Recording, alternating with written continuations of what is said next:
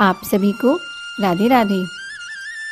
कार्तिक मास के शुक्ल पक्ष की एकादशी को देवउठनी एकादशी और प्रबोधनी एकादशी के नाम से जाना जाता है।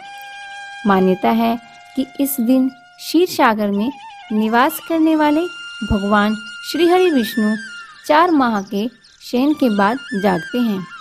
इस दिन से शुभ और मांगलिक कार्य भी शुरू हो जाते हैं। देवउठनी एकादशी के दिन ही भगवान शालिग्राम जी का विवाह तुलसी जी के साथ किया जाता है।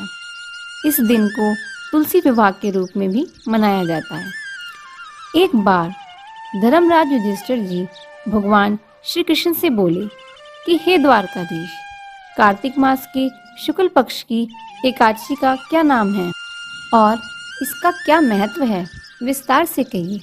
तब भगवान श्री कृष्ण बोले कि हे धर्मराज, इस एकादशी का नाम देवउठनी एकादशी है और यह एकादशी बहुत अधिक महत्वपूर्ण भी है। कार्तिक मास में आने के कारण इस एकादशी का महत्व और अधिक हो जाता है। मैं तुम्हें इसके महात्म्य की कथा कहता हूँ। एक बार देवऋषि नारद जी ने ब्रह्मा जी से देवउठनी एकादशी के महत्व और महात्म्य के बारे में पूछा। तब ब्रह्मा जी बोले कि हे मुनि श्रेष्ठ, अब पापों को हरने वाली और पुण्य और मुक्ति को दिलाने वाली एकादशी का महात्म्य आप ध्यानपूर्वक सुनिए।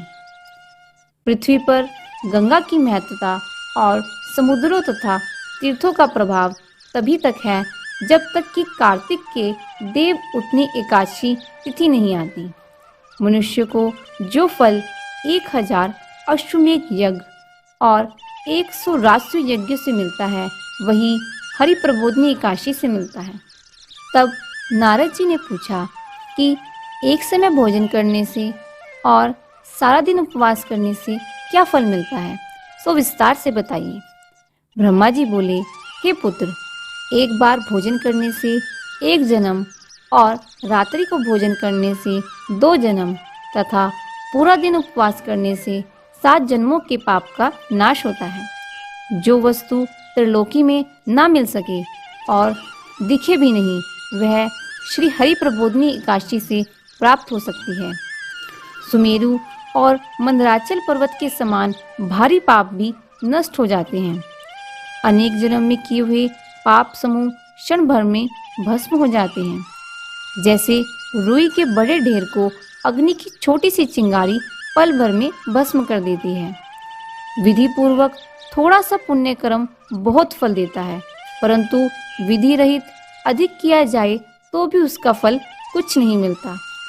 संध्या ना करने वाले नास्तिक, वेद निंदक, धर्म शास्त्र को दूषित करने वाले, पाप कर्मों में सदैव रत रहने वाले, धोखा देने वाले और जो परिस्त्री गमन करते हैं, वे अपने कुल को नष्ट कर देते हैं।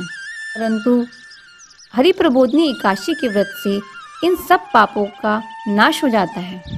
जो मनुष्य इस एकादशी के व्रत को करने का संकल्प मात्र भी करते हैं, उनके 100 जन्मों के पाप नष्ट हो जाते हैं। जो इस दिन रात्रि जागरण करते हैं, उनकी आने वाली 10,000 पीढ़ियां स्वर्ग को जाती हैं। नरक के दुखों से छूटकर प्रसन्नता के साथ सुसज्जित होकर वे विष्णु लोक को जाते हैं। ब्रह्म हत्या आदि महान पाप भी इस व्रत के प्रभाव से नष्ट हो जाते हैं। जो फल समस्त तीर्थों में स्नान करने, गो और स्वर्ण और भूमि का दान करने से मिलते हैं, वही फल इस एकादशी को रात्रि जागरण से मिलते हैं। इस संसार में उसी मनुष्य का जीवन सफल है जिसने हरि प्रबोधनी एकादशी का व्रत किया है। वही ज्ञानी, तपस्वी और जितेंद्रिय है तथा उसी को भोग और मोक्ष मिलता है जिसने इस एकादशी का व्रत किया है। इस दिन जो मनुष्य भगवान की प्रसन्नता के लिए स्नान, दान, तप और यज्ञादि करते हैं, वे अक्षय पुण्य को प्राप्त करते हैं। प्रबोधनी एकादशी के दिन व्रत करने से मनुष्य के बचपन, यौवन, वृद्ध अवस्था के किए गए समस्त पाप नष्ट हो जाते हैं।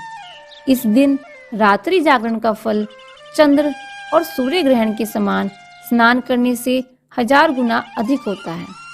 अन्य कोई पुण्य इसके आगे व्यर्थ है। जो मनुष्य इस व्रत को नहीं करते उनके अन्य पुण्य भी व्यर्थ हो जाते हैं। हे नारद, तुम्हें भी विधि पूर्वक इस व्रत को करना चाहिए। जो कार्तिक मास में धर्मपरायण होकर अन्न नहीं खाते उन्हें चंद्रायण व्रत का फल प्राप्त होता है। इस मास में भगवान दान आदि से जितने प्रसन्न नहीं होते उससे कई अधिक प्रसन्न शास्त्रों में लिखी कथाओं को सुनने से होते हैं। कार्तिक मास में जो भगवान विष्णु की कथा का एक या आधा श्लोक भी पढ़ते हैं या सुनते हैं या किसी को सुनाते हैं उनको भी 100 गाय के बराबर दान का फल प्राप्त होता है। जो मनुष्य कल्याण के लिए इस मास में हरि कथा करते हैं वे सारे कुटुंब का क्षण मात्र में उद्धार कर देते हैं। शास्त्रों की कथा कहने और सुनने से 10,000 यज्ञों का फल मिलता है। जो नियम पूर्वक हरि कथा सुनते हैं वे 1000 गोदान का फल पाते हैं। विष्णु के जागने के समय जो भगवान की कथा सुनते हैं वे 7 दीपों समेत पृथ्वी के दान करने का फल पाते हैं। कथा सुनकर वाचक को जो मनुष्य सामर्थ्य के अनुसार दक्षिणा देते हैं उनको सनातन लोक मिलता है। हे नारद, जो मनुष्य कार्तिक मास में बिल्व पत्र से भगवान की पूजा करते हैं वे मुक्ति को पाते हैं। कार्तिक मास में जो तुलसी से भगवान का पूजन करते हैं उनके 10,000 जन्मों के पाप नष्ट हो जाते हैं। तुलसी के दर्शन करने, स्पर्श करने, कथा कहने, नमस्कार करने और स्तुति करने, तुलसी रोपण, जल से सींचने और प्रतिदिन पूजन सेवा आदि करने से 1000 करोड़ युगों तक विष्णु लोक में निवास मिलता है। जो तुलसी का पौधा लगाते हैं उनके कुटुंब से उत्पन्न होने वाले प्रलय काल तक विष्णु लोक में निवास करते हैं। जो गुलाब के पुष्पों से भगवान का पूजन करते हैं उन्हें मुक्ति मिलती है।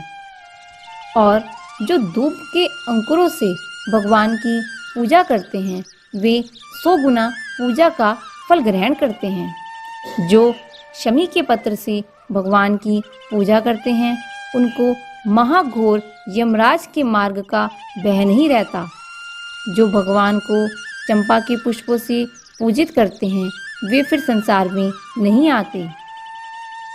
पीले रक्त वर्ण के कमल के पुष्पों से भगवान का पूजन करने वालों को श्वेत दीप में स्थान मिलता है।